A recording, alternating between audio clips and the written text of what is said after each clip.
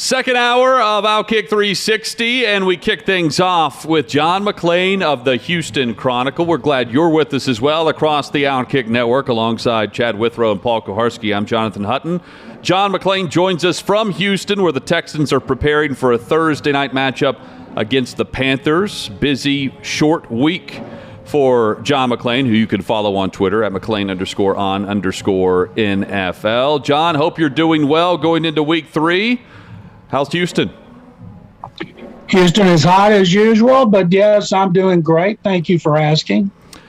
Let's kick off with, so I want to get, if you're a believer of some 2-0 teams, and I've got 3 in mind. Chad and Paul, or they can jump in as well if they think of someone else. But I think there are 3 specifics that, with a good start, they've turned some heads. First, let's start with Carolina. Are you buying what Carolina has done through 2 weeks at 2-0? I'm buying what they did against the Saints, but Saints had 8 coaches out, including 6 offensive, and Carolina will beat Houston to be 3-0, but I'm not buying them as a playoff team. How about the Broncos? No. Broncos have played an incredibly easy schedule. Schedule is easy, I agree with you, Jets and Jags, but they went on the road and won both. Giants and Jags, excuse me. That winning on the road, now going back home, is to their benefit, but I tend to agree. Guys, you agree? Not believing the Broncos. Not totally believing in the Broncos, but impressed so far, Yeah. even against a bad schedule. How about the Raiders at 2-0, John? I am, because of the way they won, who they beat, going to Pittsburgh and winning after Pittsburgh had gone to Buffalo, beat up on the Bills. I was very impressed with the Raiders. Now, I'm not saying they're going to make the playoffs. I didn't pick them to make the playoffs because they haven't had a winning record under John Gruden. And we'll point out, every year there are teams that come flying out of the gate. Yeah. They might be 5-0, and then they fade as they get close to the finish line in the crunch time of December. And there's a reason. People always say it's not what you do in September and October, it's November and December and hopefully January. And that's what the Raiders have consistently done since Gruden has been back. They've been a pretty good team until the end, and they fade. So we're not going to know if they've solved their issues until we see what they do the last 6 weeks of the season. Well, the big question, John, is are you buying Carr and Gruden, right? That's immediately what comes to mind is, do you think Derek Carr can be as consistent as he's been? It was a struggle in the first half on Monday Night Football in week 1, and then over the last 6 quarters, it's been very good. He's thrown for over 800 yards combined. I thought when Gruden took over, he would keep Carr for a year and then get rid of him and bring in his own guy. Obviously, they get along and have a good working relationship. Carr played very well last year, not great, but very well, and he's off to a good start. So, yeah, I'm believing in Carr and Gruden because what else is there? John, I'm going to go flip side. 2 0-2 teams, I want to ask if you believe they're going to bounce back and be okay as the year goes on. Let's start with the Minnesota Vikings at 0-2. Chad, I didn't pick them to make the playoffs, but I think they'll bounce back from 0-2. They're probably going to be 0-3, finish somewhere in the 8-9, 9-8 range. Now, this next one is a little bit muddied because of the quarterback injury situation to Carson Wentz, but the Colts are 0-2 after a brutal schedule start to their season with Seattle and the Rams. Are you buying a bounce back from them? A bounce back, yes, but not to be a division titleist. I still believe that's going to be the Titans, even though the Titans got obliterated and then rallied to an impressive victory at Seattle. So I still think they're going to run away with the division. But, Carson Wentz having those 2 ankle injuries, even if he comes back, there's no guarantee they're even going to be a wild card contender. They got a good defense. They got a good running game, but they got to get a lot better play out of their quarterbacks. And they got to get some receivers healthy. Ezekiel Elliott got 6 years, $90 million. Tony Pollard was the better back this week. And there's a lot of talk about a split workload in Dallas. I mean, it's impressive if they'll allow for it based on Tony Pollard being good. Will they continue to allow for it and not be dictated to by the contract? And what's it say about Ezekiel Elliott? He didn't play in the preseason. He looked bad in the first game, and he had to turn it around. Tony Pollard's always been a good back in preseason because he's gotten the bulk of the carries in preseason. So I would imagine Mike McCarthy, if he's going to do that, say make it 50-50 or 55-45, that's going to hurt Elliott's ego, and he's not going to stay quiet about it. So I still think they got to do everything they can to see if he can get it together and be the back that he should be, which he should be not the best in the NFL, but certainly one of the top 5 or 6, and so far he's not. How about the Dallas defense? That's the storyline of their team right now, where they lose in week 1. They gave up a ton of yards and points. We watched the Thursday night game against the Bucs. They go on the road. Granted, they had 10 days to get ready for the Chargers, but the Chargers had 7 offensive possessions that reached at least the Dallas 33-yard line, and they allowed only 1 touchdown of those 7 possessions. This is the Dallas defense that we were clamoring about preseason of last year, turning things around, that never really did. Their offense gives them multiple ways to win. Can their defense do enough to keep them in these games like they did on Sunday? They end up winning by a field goal. What we're seeing now is what happens when you get a good coordinator. Dan Quinn, Mike Nolan, who was given the job kind of as a reward for making Mike McCarthy an offensive coordinator in San Francisco. That did not work out. Dan Quinn, of course, was fired in Atlanta, and Dan Quinn's a proven commodity. He did a great job as a coordinator at Seattle, which helped him get the Falcons job. So I don't think they're going to be dominant. They've had some injuries, but they just don't want to be a weak link that's going to force the offense to have to score almost 30 points every week, because that's not possible unless you're Tampa Bay. And in the Bucs' 10-game winning streak, they're averaging almost 35 points a game. Glad you mentioned Dan Quinn, John, because Quinn has already made a slight adjustment, and I'm sure this will vary week to week, but he moved Micah Parsons up to defensive end for this game. You know, in week 2, normally you stick the rookie in and you let him just go play. I like the fact that they have found ways to allow Parsons, their first-round pick, to make an impact against certain game plans and schemes. This was it worked out to their favor. They had to move him up because Lawrence is out. That was why they did it. Otherwise, they would have kept it at linebacker. After watching them on Hard Knocks, you could tell how high they were on Micah Parsons. And you could, when the coaches would talk about him, and of course they always knew they were on camera, but they don't praise every player like they praised him. They liked his attitude. Of course, they liked his ability. Everybody could see the tangibles, but what they found out in training camp with intangibles, mainly, that guy's motor never stops. Plus, he's football savvy, which means you can put a lot on his plate. Now, where he is, they just want him to get upfield, get after the quarterback, be disruptive in the running game, and so far, he shows he can do that. And a lot of people like him, and people are starting to talk about him as an early candidate for Defensive Rookie of the Year, although to me it's way too early to do that after 2 games. So the Cowboys are a good defensive story from Sunday. On the flip side of that, the Chiefs gave up 251 rushing yards to the Baltimore Ravens. John, we know the Chiefs are going to be there all season. We know the offense is going to score a lot of points. Is it time to start to get concerned about that Chiefs defense when you look at them trying to get back to the Super Bowl? No, because they gave up those yards to the team that's led the NFL rushing the last 2 years, because Lamar Jackson is the greatest running quarterback in history. And he showed that again in this game, where they had to constantly come from behind. And when he couldn't find receivers, he took off, and the Chiefs had no answer for him. And most teams don't. What made that game so impressive to me, and the coaching job by John Harbaugh, was the fact they lost their top 3 running backs. I do not know another team that could withstand losses like that at the start of the season. But they're very close to being 0-2, and they pulled it out, and they're going to be a factor with anybody they play because they run the ball so well. And no matter how much you game plan for Lamar Jackson to try to keep him in the pocket and make him throw for the boundaries, sometimes you just can't do it. And the Baltimore Ravens, despite all those injuries in the backfield, you're right, John, they led the league in week 1. They lead the league after week 2 with yards out of the backfield. It's impressive what they've done with their scheme. Lamar Jackson also made some really nice throws. I know he threw 2 picks in that first quarter against Kansas City. Do you buy and he mentioned this post game about getting the monkey off their back.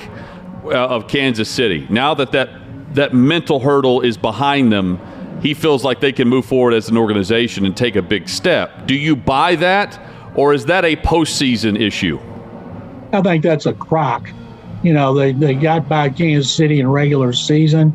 That's like in 2019, the Texans won at Arrowhead Stadium.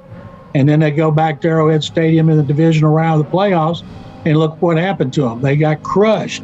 So that sounds good on paper, and people might believe it for a while. Bottom line is, if they play in the playoffs, they've got to beat them then, and the Ravens have not been a good playoff team.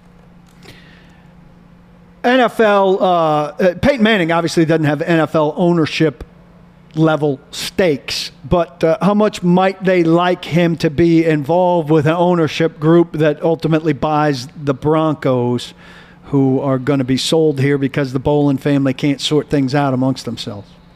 They're talking about the price on that could be $3.5 billion. Now, I can't imagine they would get $3.5. Maybe they will with the new TV contract going up to $10.7 billion. The gambling, the money they expect to make from gambling, the price of the franchises have gone up. Peyton Manning wants to run a front office, and he's still got John Elway there, although Elway's not the GM running the show anymore. That's George Payton. Payton wants to run a front office in which he makes the decision. And this is a process that might take a year or 2 years before they pull it off, and no telling where the Broncos would be then. But if they reach out to him and they said, hey, we want you to come in and oversee everything, I'm sure he'd do it. But a GM wouldn't want to work for him if he's making the final say on personnel.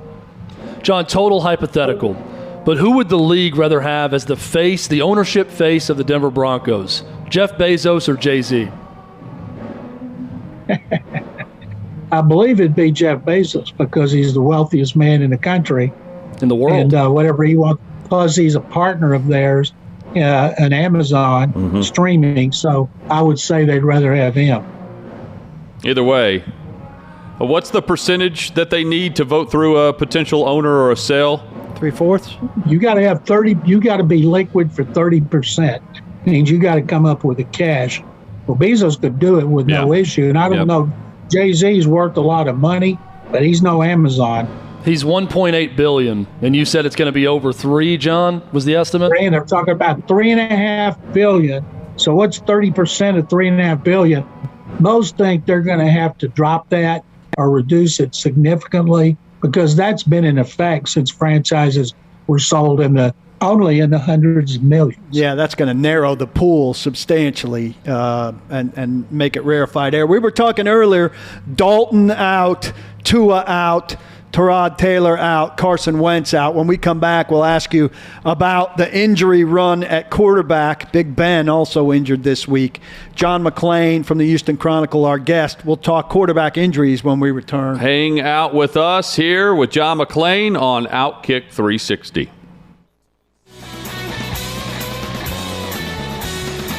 We talk football every day of the year and wall-to-wall during football season. Alongside Chad Withrow and Paul Koharski, I'm Jonathan Hutton. Glad you're with us across the Outkick Network. If you're listening in Florence, Alabama, Huntsville, Muscle Shoals, Knoxville, Tennessee, if you're joining us live right here in Nashville on YouTube, Facebook, Twitter, wherever it might be, we say thank you, and we're joined by John McClain for the next 20 minutes. John, Andy Dalton, Tua Tagovailoa, Tyrod Taylor, Carson Wentz, and now Ben Roethlisberger, all hurt and questionable at best for the coming weekend. How alarming to have such a big quarterback injury list off just one Sunday of the NFL.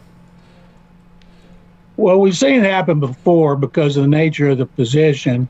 Some of those guys might not be out very long. Tyrod Taylor, the Texans are saying it's week to week. Fact is, he's going to be out at least a month with a hamstring injury, and he was playing really well. When he went down in halftime at the Cleveland, it was 14-14.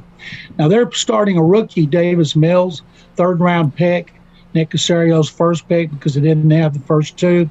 And a lot of people here are like, well, they think he's going to do real well. And I'm like, why? He's quarterback of a team everybody says is going to be the worst in the league.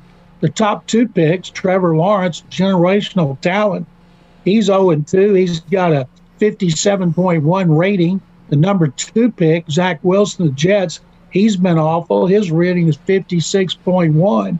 Of those starting the 5 quarterbacks taken in the first round, the only one who's been decent is Mac Jones, and he beat the Jets.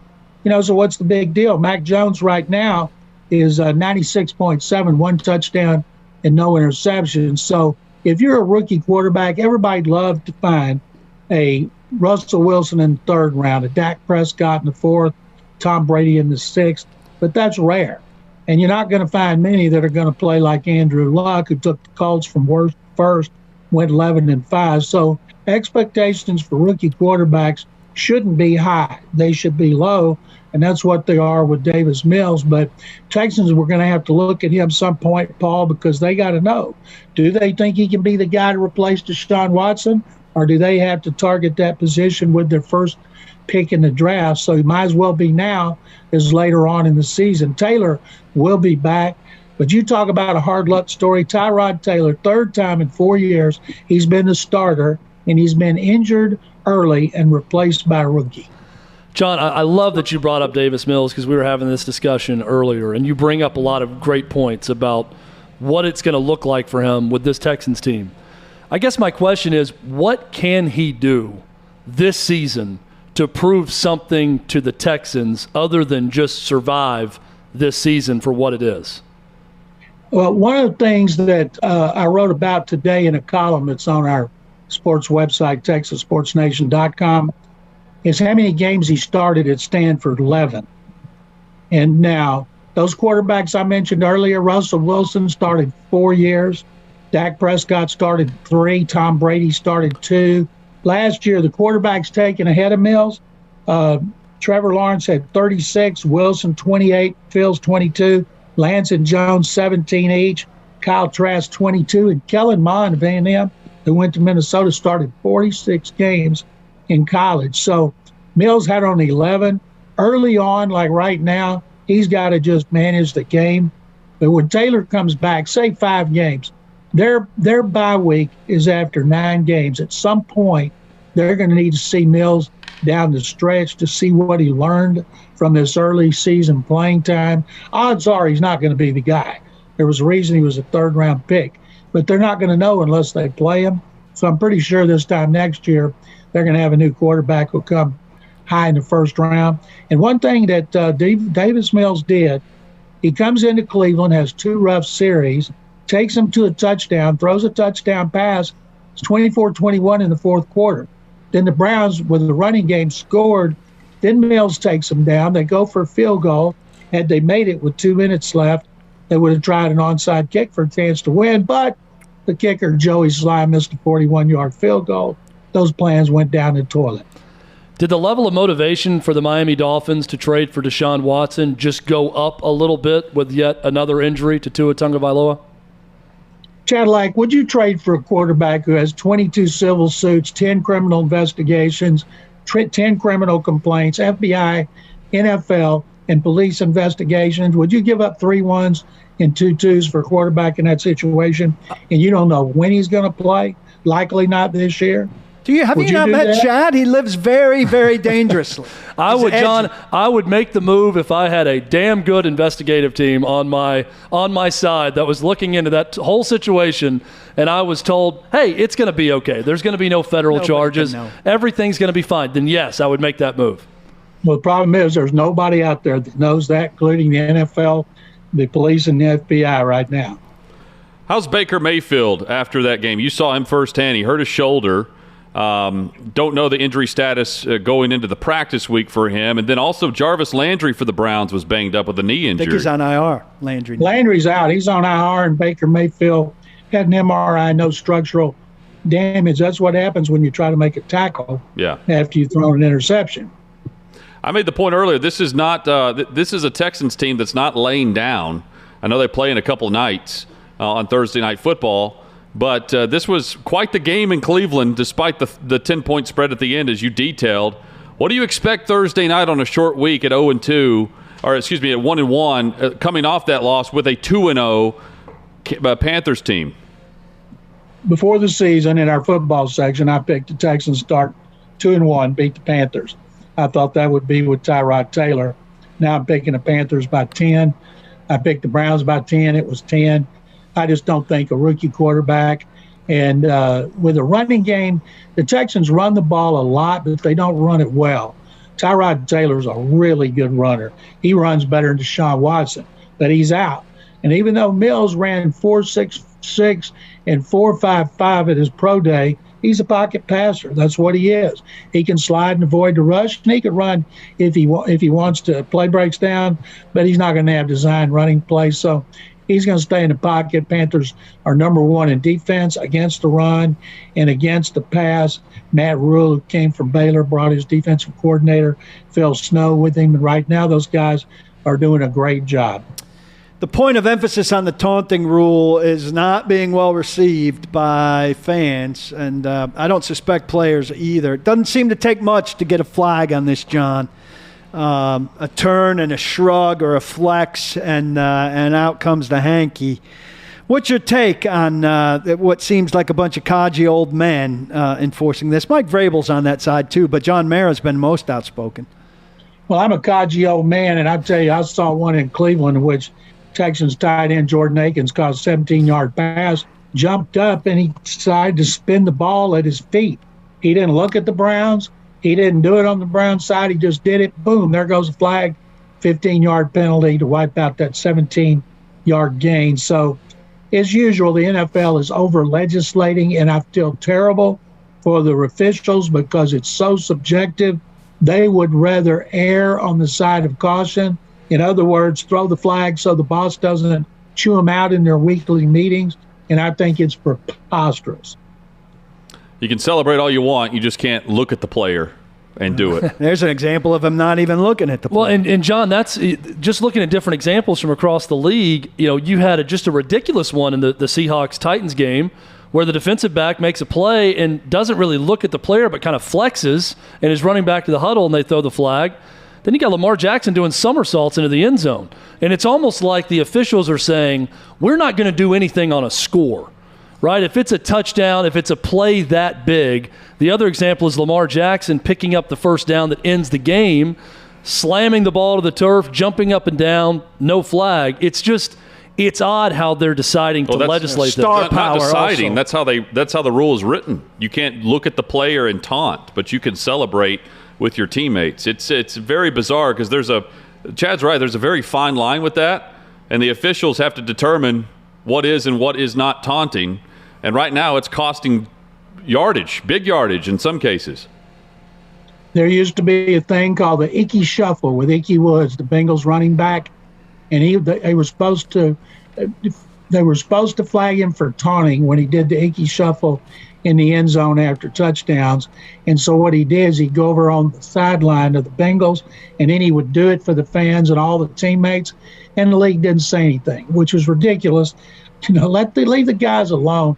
If a guy's running for a touchdown, he turns around, holds the ball out, waves it in their face or spikes it while they're down on the ground, that's pretty obvious. But these others are just ridiculous. Well, and John, that's where it gets difficult for me. It's almost like the ruling on obscenity. You know it when you see it. You gave the example of someone not looking at a player and celebrating, spinning the ball, and they throw a flag. Everyone's definition of taunting, I think, would be different. If I'm a player on the other team and I see a quarterback somersault into the end zone on the go-ahead score, I'm not going to do anything to the quarterback, but I probably take more exception to that than a guy who flexes one time looking at me and then runs back to the huddle, right? It's going to be, I think, a problem for the league moving forward on how to decide what is what. You and Paul are both right because Paul said star power and you said won't do it on a touchdown. Can you imagine if an official had a borderline taunting call and he took away a touchdown that cost the team the game? That's not what the NFL wants. But don't blame the officials. They're carrying out the orders. That's right. Blame the people at the NFL office for coming up with these bunch of nincompoops coming up with rules that nobody likes. John, let's get into some Week 3 matchups with you, starting with the Chargers, who are hosting the Chiefs. Both teams coming off of losses last week, and now a divisional matchup. There are many that are really buying Justin Herbert. And I mentioned earlier what Dallas's defense did against their offense, where Herbert was very good until he reached the red zone, and then that offense did not reach the end zone against Dallas's defense. Now facing Kansas City, we know it's going to take points to win. How do you think that game goes within the AFC West? I remember when they moved to L.A. and played in that soccer stadium, and when the Chiefs played there, it was all Chiefs fans.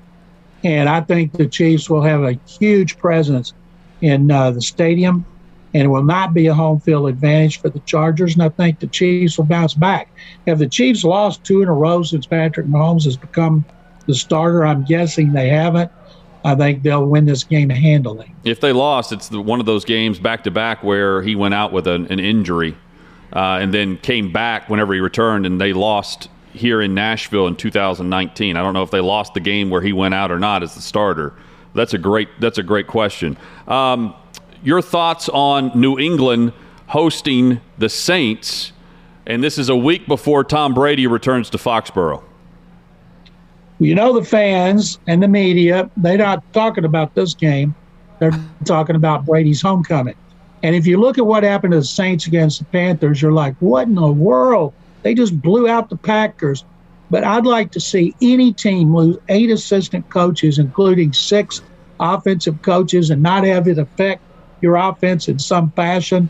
Now, Jameis Winston could have taken the game over. He was awful, just awful. So I don't know if I expect a rookie quarterback to beat the Saints. I think Sean Payton's too good of a coach. You know, the Dolphins won in Foxborough by 1. If they win by 1, can't the Saints win by 1? I'm going with the Saints. You know, it's tough to read into stats all the time. The one stat you can look at on the rookie quarterbacks, and you went through what they've done. Mac Jones, no interceptions, no fumbles. And that is exactly how Bill Belichick wants it. No turnovers from the rookie, manage the game, and Jones is doing that for that offense. And he hasn't been put in a situation where he has to throw. 1-point loss to the Dolphins in the opener, and then they get to play the Jets, one of the worst teams in the NFL. This is going to be a little bit better test because the Saints are good. They're coached well. That first game, they looked like they were going to win the Super Bowl the way they waylaid the Packers, and then they came back down to earth. You hope all their coaches are back. You hate to see teams, because of COVID-19, lose, but I'm guessing the COVID-19 cost them that game. And I think it's going to cost other teams games as well. But this is a much better test for Mac Jones. Brady's busy the week before he goes back to New England with a hell of a matchup. Bucks at Rams. I think maybe a preview of the NFC Championship game. Rams have been really good. Bucks doing a lot of picking up where they left off. Which direction are you leaning there? The Buccaneers have won 10 consecutive games and averaged 34.7 points in those 10 games. That is amazing. If they averaged another 10 points a game, they'd average the quarterback's age. I tell you, the Rams have won 2 games. They won at home. They went on the road, and they beat Indy. It was a close game. I'd like to think this is a great test for the Rams. If the Buccaneers lose, so what? They're the defending Super Bowl champions. I don't think the Rams are going to be able to run the ball. They've got another back that's hurt. I think Tampa Bay is going to win.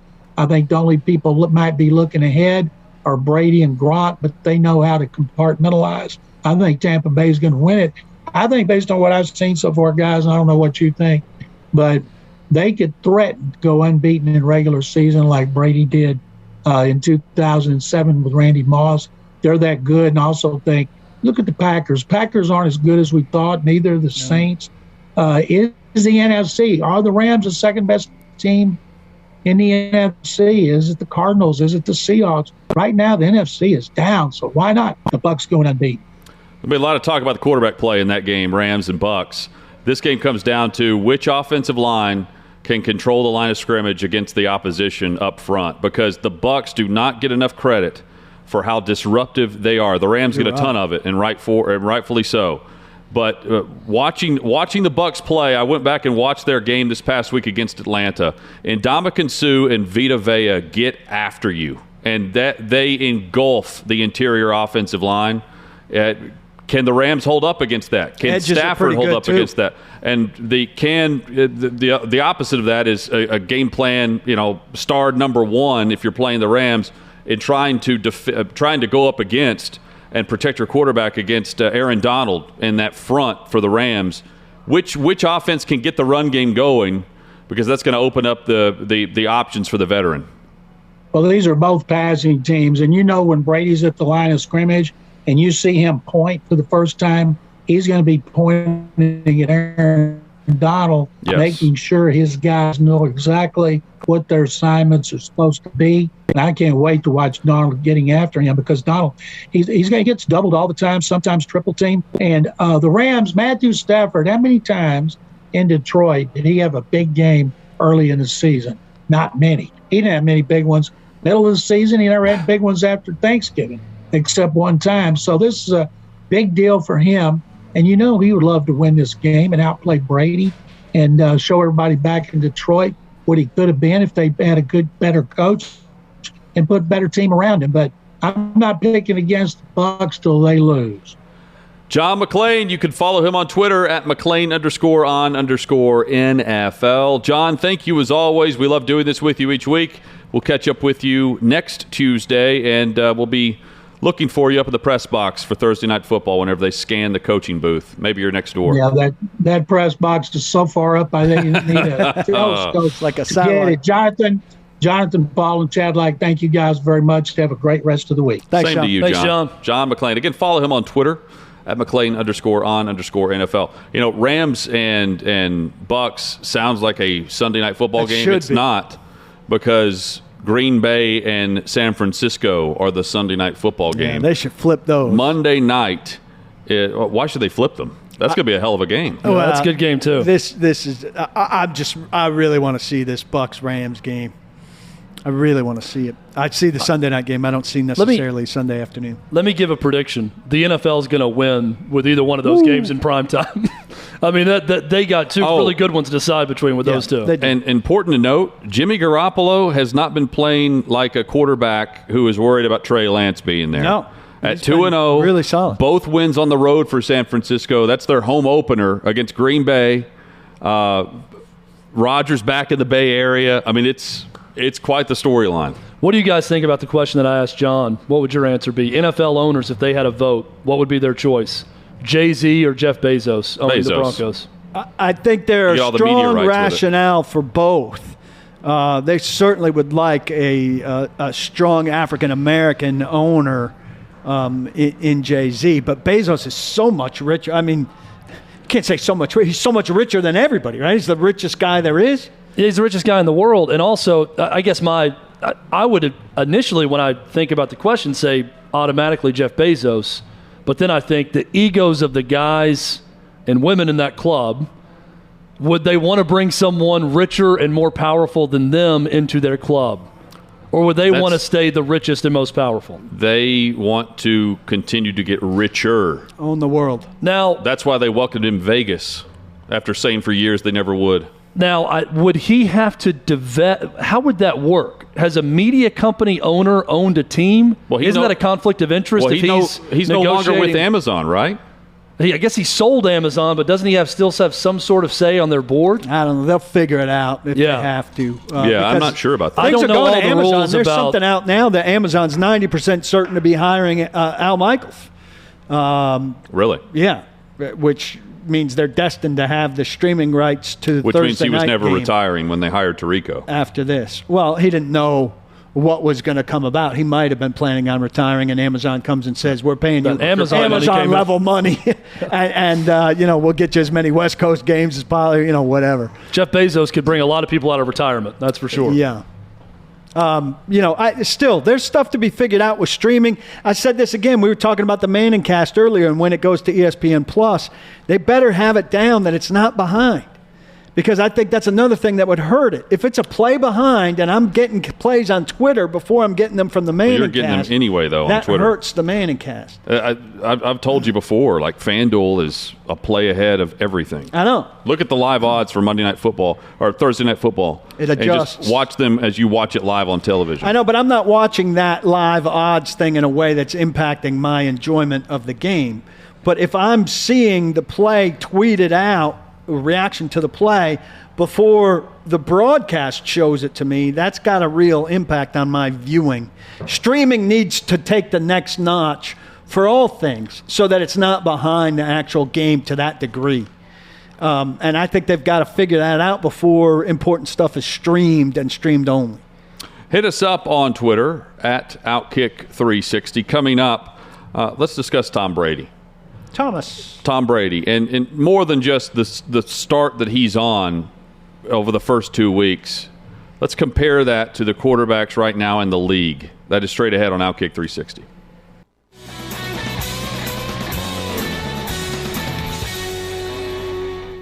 You can find us on Twitter, on YouTube, on Facebook. Just search out Outkick 360. Subscribe to the YouTube channel. Chad, here on Outkick 360, we are heard right now, Florence, Alabama, Knoxville, Tennessee, and beyond, Muscle Shoals, Huntsville, Alabama. For those listening in those areas, what would you like them to do with the YouTube channel? I would love for them to subscribe to the YouTube channel. It's very easy to do. You go to youtube.com. And then? You search Outkick 360. There's a little thumbs up icon. We have a goal for tomorrow. You click on that thumbs up icon. You will be alerted. You are subscribed at that point. You'll be alerted when we go live. We are very close to 3,000 subscribers on our own Outkick 360 YouTube channel, so please go subscribe there. Isn't there a bell involved? Did you like how I Isn't just there a moved bell closer involved? to you? During that break, Get closer. I looked at the camera and I was thought like, there I'm was a too bell far away involved. from Hutton, and I started over to here. Yeah, move scoot over. just a little bit close. Hutton's Right, doing that's the fine. Give me your hand. Hutton's There's fishing. no need for two chairs, is there? I think Why we need to two do one. chairs? Why the two chairs? Maybe we should Why do the two like orders? a couch setup at some point. Love seat. Why the two orders? Love I like seat. that. I like Colonel Nathan Jessup references. Love seat for you two, and then I'll be over here. Yeah. Are you ready? So we're not into hot takes, right? At least I'm not. I don't But like the He phrase is Friday at hot 5. I'm not- Friday at 5, he's in the hot takes. take. Yes, I am. I'm getting paid for it. I am intrigued. I am into takes that I actually believe in. Tom Brady is the best quarterback in the NFL today. They're being lumped in with Mahomes and Josh Allen. Tom Brady is the best quarterback in the NFL playing right now, and it's not even close when you watch him play over the last 2 weeks.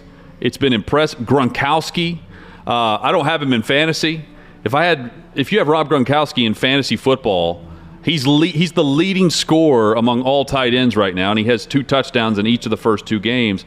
And these aren't little layup passes in the red zone that he's scoring on. This is an impressive Buccaneers offense, and at 44 years old, you can't have any conversation without mentioning Brady's age. At 44, I maintain he is the best quarterback playing. I'm a huge fan of Brady. I wouldn't have said this last year. Mahomes would have gotten the nod. At times, Josh Allen was the best quarterback towards the end of the year. Brady's the best right now. And to me, it's not even close. I think you're right. Gronkowski, I worry about. I think his output early is fantastic. He looks fantastic right now. I worry he breaks down as things Sure, I go. do too. And 17 games is a long time for a guy like that. But they're using him more. So get it out of him I don't now. want to say wrinkle or they're adding layers. Gronkowski's always been a huge target for Brady. Watching them and how they're implementing him in their passing game, it's almost like that is a wrinkle based on how much they used him in the run blocking a year ago, or just to be not a decoy, but you know what I mean, be in the way. He's releasing a lot more now, and now he's making some really difficult catches. He made one diving catch in the end zone that I think receivers would be hard pressed to make. I also kind of this say past with Sunday. him, like Mike Vrabel thinks about Derrick Henry, like I'm not worried about next year. I'm going to get everything out of him I can now. I almost think you think about Gronkowski like that during the season. Like, Yeah. I'm not worried about measuring him out for 17 games. I'm going to get everything I can out of him for as long as I can get it out of him. Then hopefully we'll get him healthy for the playoffs. But if he peters out week 10 for a while, well, we'll just suffer the consequences of that. We have a lot of other options as well. Gronk talked about this last night when he was on with the Mannings and saying how they're doing so much more now of him blocking and then going out. I mean, if you look at his touchdowns, it's not the old Gronk of just him as a jumbo receiver. It's him on the line blocking, releasing, release. and he's open, and his catch radius is That enormous. stuff like works it's always all been. the time with the great tight ends. If you just start to block, especially in red zone, right? You start to block, And people think, oh, he's blocking. And then you come off the block and you realize, how many touchdowns do we see like that with Kelsey and Gronk and Waller and people like that? Well, and Gronk even said, the one thing that, by the way, Rob Gronkowski last night with them, I mean, total meathead, this guy, some of the things that he said, but entertaining at all times he doesn't also watch film, with the Mannings. unless you put it in front of him. He admitted that he doesn't watch film and maybe he was joking a little bit, but he said, I just go to Tom at the end of the week and say, who's covering me? What are their tendencies? And Tom watches so much film that he tells me everything going on, and that's all he needs. He says the only film he watches is what the coaches show him in meetings. But anyways, with Gronk and his play now, he was talking with the Mannings and said, at my age and taking that time off, it's the blocking that's the physical jolt to my system to get me going. He said there's an adrenaline rush with the defensive player coming after you and you making that physical contact during a game that kind of shocks his body into its proper place during a game, which I found interesting. Hutton, I might surprise you with this. I think it's a quote-unquote hot take to claim anyone else is the best quarterback in the NFL right now other than Brady. That's how dominant Well, it would been. be Mahomes. Yeah. It would be I mean, Mahomes. It's definitely not is the- Rodgers right now. But see, No. Mahomes is just the automatic reply across the league now. Yeah, He's right. the best quarterback in the league. He owns the not title, this so to not speak. this league right now. I mean, not when you watch Brady play through 2 weeks. And we'll see him go to L.A. and he's got to play the Rams. Mahomes will probably be outstanding against the Chargers. And the Bucs defense is a lot better than the Chiefs defense is right now with the points that the Chiefs have allowed over the first 2 weeks, over 65 points, I believe, combined. My point, though, is when you watch Brady play, I can't wrap my head around this aspect. Paul and I, Chad, you were there too. We were in the building in Foxborough when he threw his final pass with the New England Patriots. It was a playoff win for the Titans. Logan Ryan picked it off. There was no zip on that pass. Not on that pass, but on his arm. You know, people were talking about how he's lost his arm strength. It was a dumbed-down version of what we had seen from that offense in years past. They just did not look very explosive at all. And last year, combined with this year, what they're doing offensively in Tampa and the zip and the arm strength that we're seeing and the energy and boost that this offense has with him at quarterback, I don't know how it ended the way it did in New England to where we are now, because he wasn't the best quarterback in his final year of New England. And to me, he is at the top of the mountain again at 44. Well, the change of scenery, it did wonders for him.